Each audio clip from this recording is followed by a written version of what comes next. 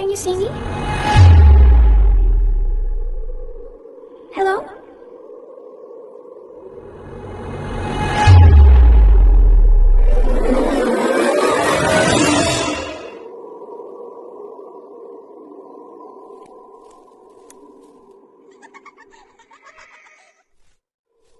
Can you find me? I'm behind you. I am right behind you.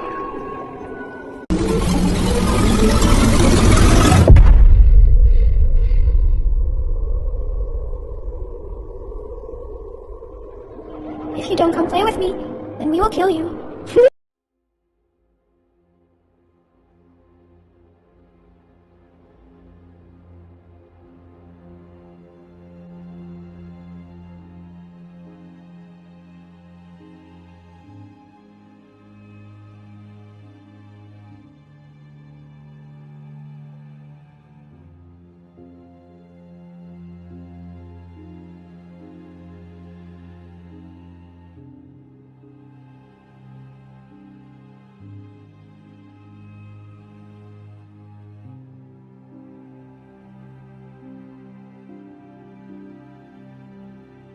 सूरज आकाश में ढल रहा था और उसकी लाल नारंगी आभा से आसमान रंगीन हो गया था। एक छोटी सी यात्रा के बाद 4 यात्री एक अजनबी और रहस्यमयी गांव में पहुंचे थे। यह गांव था रेवेंसकिर्क, जिसे किसी भी मानचित्र पर नहीं पाया जा सकता था। गांव के बारे में जो अफवाहें फैली थीं, वे डैनियल को उत्साहित कर रही थीं। डैनियल एक अनुभवी पत्रकार, रहस्यों और अनसुलझे मामलों के बारे में लिखता था। उसके साथ उसकी सहायक क्लेयर, फोटोग्राफर एथन और इतिहासकार सारा थे। वे सभी इस गांव में आई थीं, जहां दशकों पहले कुछ रहस्यमय मौतें हुई थीं। देखो, ये कोई सामान्य गांव नहीं है, डैनियल ने कहा। ये एक शापित गांव है, जहां कुछ बहुत भयानक घटित हुआ था। गांव के प्रवेश द्वार पर एक टूटी फूटी कच्ची चहार दीवार थी। जैसे ही वे अंदर पहुंचे, एक ठंडी हवा का झोंका उनके चेहरे पर महसूस हुआ, मानो गांव खुद उनकी उपस्थिति से नाखुश हो। एथन ने झिझकते हुए कहा, क्या तुम लोग महसूस कर रहे हो? ये हवा कुछ अजीब सी है। ये सिर्फ तुम्हारा ख्याल है, क्लेयर ने कहा और कैमरे से गांव की खंडहर में बदल चुकी इमारतों की तस्वीरें लेने लगी। सारा एक पुरानी तख्ती के पास रुकी, जिस पर लिखा था, साए से सावधान रहो। ये क्या है? सारा ने पूछा। ये गांव शायद हमें चेतावनी दे रहा है, डैनियल ने कहा। समूह ने गांव के बीचों बीच एक छोटे से चौक में अपना शिविर स्थापित किया। वहां एक पुरानी मूर्ति थी, जिसमें एक महिला एक दीपक पकड़े हुए थी। उसकी मूर्ति इतनी पुरानी हो चुकी थी कि उसका चेहरा अब पूरी तरह से खराब हो चुका था, लेकिन फिर भी उसकी उपस्थिति में कुछ खास था। यह महिला कौन हो सकती है? क्लेयर ने उस मूर्ति की तस्वीर ली। शायद किसी लोक कथा का हिस्सा हो, सारा ने कहा। हर छोटे गांव में कुछ न कुछ ऐसी कहानियां होती हैं। रात होते ही धुंध घनी हो गई, मानो वह गांव को निगलने के लिए तैयार हो। समूह ने आग के चारों ओर बैठकर बातें करना शुरू किया, लेकिन वहां की खामोशी और ठंडक का असर सब पर महसूस हो रहा था। मध्य रात्रि में चौक में अचानक एक हल्की सी फुसफुसाहट गूंजने लगी। क्या तुमने सुनी? एथन ने कांपते हुए कहा। क्या? डैनियल ने पूछा। वो आवाज, वही फुसफुसाहट, एथन बोला। फुसफुसाहट फिर से सुनाई दी, अब और स्पष्ट रूप से। यहां से जाओ। फुसफुसाहट और भी तेज होने लगी और यह अब एक डरावनी गुर्राहट में बदल गई। आग की लौ उछलने लगी, मानो उस अजीब आवाज से डरकर वह भी जल रही हो।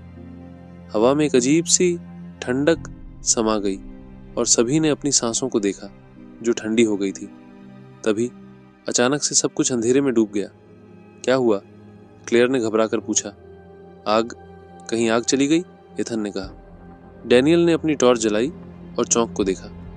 उसकी रोशनी मूर्ति पर पड़ी, जो अब अचानक घूमकर उनकी ओर देख रही थी। यह मुमकिन नहीं है, सारा ने चौंकते हुए कहा। इसी समय एक महिला की छाया चौक में उभरी, जो फटे हुए कपड़े पहने हुए थी और उसका चेहरा एक घूंघट से ढका हुआ था।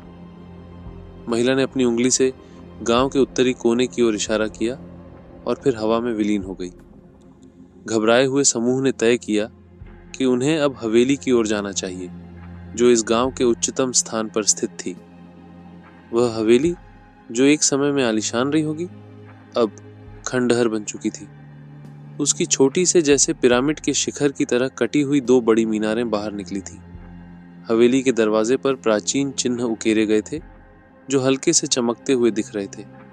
सारा ने चिन्हों को देखा और कहा, यह प्राचीन तावीज जैसी दिखती है। शायद यहाँ कुछ शक्तियां हैं जिन्हें यह संरक्षित कर रहा है। डैनियल ने दरवाजे को खोलने का प्रयास किया। दरवाजा एक हल्की सी चरचराहट के साथ खुला और अंदर की ओर उन्होंने कदम बढ़ाए। हवेली का दरवाजा खुलते ही एक ठंडी हवा का झोंका अंदर से आया। यह हवा इतनी ठंडी थी कि जैसे वह किसी नकारात्मक शक्ति से भरी हुई हो। डैनियल, क्लेयर, एथन और सारा चारों एक साथ कदम रखते हुए अंदर दाखिल हो गए। हवेली का अंदरूनी हिस्सा पूरी तरह से जर्जर हो चुका था। दीवारों पर जगह जगह दरारें थीं और मलबा बिखरा हुआ था। धीरे धीरे उस कमरे की ये जगह काफी डरावनी लग रही है, क्लेयर ने डरते हुए हल्का सा अंधेरा था। उसकी आवाज में हल्की घबराहट थी और वह कैमरा लेकर चारों ओर देख रही थी। खून से लकीरें भी बनी हुई थी, जो इतिहास में रुचि रखती थी, कह रही थी, जलाकर यह हवेली कम से कम 100 साल पुरानी होगी। यहाँ कुछ रहस्यमय घटनाएं हुई खड़ा था, जिनके बारे में गांव वाले बात नहीं करते। और उसकी हवेली के अंदर प्रवेश करते ही एक अजीब सा सन्नाटा छा गया। व्यक्ति किसी तरह की हलचल या कोई अन्य आवाज नहीं थी। अचानक ही उन्होंने एक गहरी आवाज सुनाई दी, जैसे कोई दूर से उन्हें पुकार रहा हो। तुम यहाँ क्यों आए हो? आवाज तुम्हें भी सुनाई दी? तुम्हारे साथ वही होगा एथन ने डैनियल से पूछा। हाँ, उस व्यक्ति सुनाई दी एक कदम, लेकिन यह क्या था? और अचानक डैनियल ने जवाब दिया, खून बहने लगा। तभी हवा के साथ उसकी खौफनाक कुछ बहुत हल्के से फुसफुसाने की आवाज आने लगी। हवा में विलीन हो गया। वह आवाज साफ नहीं थी, क्लियर कांपते हुए, लेकिन कुछ शब्द सुनाई दिए। एक शापित आत्मा, जैसे किसी महिला की घबराई हुई आवाज, जो यहाँ से जाओ, ये तुम्हारे लिए खतरे की घड़ी है। वह यहाँ सारा ने भयभीत होकर पुनः जीवित करती है। क्या यह, लेकिन इससे ये हवेली शापित है? पाते हम यहाँ क्यों आए थे? एक और आवाज आई। क्लेयर ने घबराए हुए स्वर में तेजी से बढ़ने लगी। सारा ने हल्का सा कदम बढ़ाया और कहा, कटा फटा शव जमीन हमें यहाँ की सच्चाई का पता लगाना होगा। की आंखें निकली हुई थी, लेकिन ठीक उसी समय जला हुआ था। एक अजीब सी खामोशी छा गई, इतना भयावह था। और अचानक हवेली के एक कमरे से बहुत जोर से चीखने की आवाज आई। वह आवाज इतनी भयानक थी, डैनियल ने उनके रोंगटे पुलिस को बुलाना चाहिए खड़े हो गए। यहाँ कोई मदद नहीं करेगा। और बाकी सभी डर के साथ ये स्थान उस बहुत कमरे की ओर बढ़े। यहाँ पर कोई भी जीवित नहीं बचा। वे सभी डरे हुए थे, लेकिन इस रहस्यमय स्थिति का सामना करने के लिए वे ठान चुके थे। हवेली की एक दीवार पर एक पुराना संस्कृत शिलालेख देखा गया था, जिसे देखकर ऐसा लगता था कि यह शापित आत्माओं के बारे में कुछ बता रहा था। डैनियल और सारा ने उस शिलालेख को पढ़ने की कोशिश की। यह शिलालेख किसी प्राचीन अनुष्ठान के बारे में है, सारा ने कहा। यहाँ लिखा है कि इस हवेली में एक शैतान ने एक बार अपना वास किया था और अब वह आत्माएं लोगों की आत्मा को चुराने के लिए बेताब हैं। क्लेयर ने चुपके से पूछा, तो क्या यह आत्माएं हमें भी अपना शिकार बना सकती है? ये बहुत संभव है, डैनियल ने कहा। हमारी जान को भी खतरा है। जैसे ही वे शिलालेख को और अधिक समझने की कोशिश कर रहे थे, अचानक से हवेली के आंतरिक हिस्से से एक डरावनी सी चिरपिंग की आवाज आई, जैसे किसी अजगर की आवाज हो। एक पल में कमरे का तापमान बहुत घट गया और चारों ओर सर्दी की एक लहर फैल गई। कभी कभी जब हम सबसे डरावनी चीजों का सामना करते हैं, तो हमें समझ नहीं आता कि किससे और कहां से डरें। हवेली में पड़ी खामोशियां अब और भयानक हो गई थीं। चारों ओर एक अजीब सी हलचल महसूस हो रही थी, जैसे किसी ने उनकी गतिविधियों को महसूस कर लिया हो। यह तो कुछ बहुत गहरे रहस्य का हिस्सा लगता है, एथन ने कहा। कुछ और तो है जो हमें नहीं पता। सारा और डैनियल ने एक पुराने पुस्तकालय में जाकर पुरानी किताबों और दस्तावेजों का अध्ययन करना शुरू किया। वहीं एक पुराना ग्रंथ मिला, जिसमें हवेली से जुड़ी प्राचीन घटनाओं का उल्लेख था। यहाँ लिखा है कि हवेली में एक प्राचीन आत्मा का वास है, जो हर सदी में एक बार अपनी पूरी शक्ति का इस्तेमाल करती है, सारा ने कहा। यह शक्ति इतनी भयंकर होती है कि कोई भी जीवित नहीं बच पाता। शाम होते ही हवेली में और अजीब घटनाएं घटी।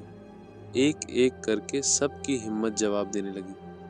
कुछ देर बाद वे महसूस करने लगे कि हवेली के भीतर कुछ और चीजें घातक रूप से खड़ी हो रही हैं। चारों ने अपने जीवन के लिए संघर्ष किया, लेकिन हवेली का रहस्य उन्हें नष्ट करने की कोशिश कर रहा था। उनके पास कोई रास्ता नहीं था सिवाय इसके कि वे उस खौफनाक सत्ता के सामने आत्मसमर्पण कर दें